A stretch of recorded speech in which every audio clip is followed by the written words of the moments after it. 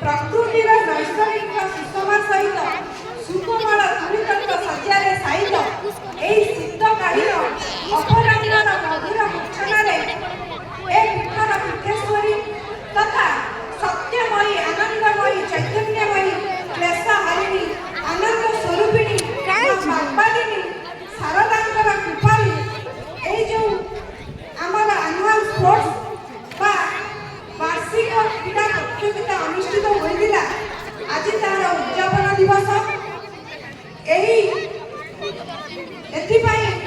मते वार्षिक विवरणी पाठ कर सुजोग देथिबारु मु धन्यवाद ज्ञापन करुछि। मुंड खाई हल हल मां शारदांक नामानुसारे नामित आम विद्यालय शारदा एकाडेमी कनकपुर 143 वर्ष अतिक्रम करी 144 वर्ष रे पदार्पण करिछि। 2024-25 शिक्षा वर्ष रे आम विद्यालय रे सर्वमोट 110 जन छात्र छात्री दशम बोर्ड परीक्षा देइथिले।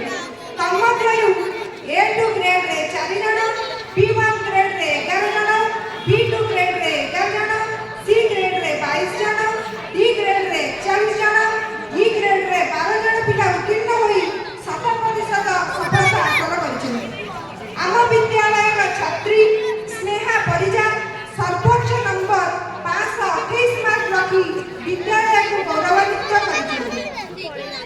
आम विद्यालय गुणात्मक परिवेश 20 जन शिक्षक शिक्षयित्री और जड़े लिपिका को नहीं परिचालित होउछि। वरिष्ठ शिक्षक श्रीयुक्त सरोज कुमार महांती भारत प्राप्त प्रधान शिक्षक रूपे दायित्व तुलाउछन्ति।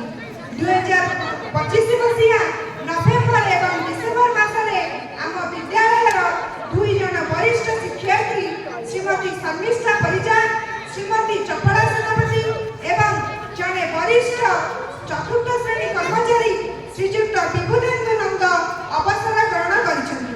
तत्सहित आम विद्यालय जड़े नूतन शिक्षयित्री श्रीमती लक्ष्मी प्रिया साहू एलटीआर टीचर भावे योगदान करिछन्ति। राज्य सरकार 5टी रूपांतरीकरण कार्यक्रम रे 2टी स्मार्ट क्लासरूम, 2टी इंटरैक्टिव पैनल, 1टी ई लाइब्रेरी और 1टी साइंस लैबोरेटरी विद्यालय विद्यादान कार्यक्रम रे कार्यक्रम रहिछि। एटा व्यतीत आम मानक पई आनंदर विषय जे निकटरे विद्यालय फटकू लागि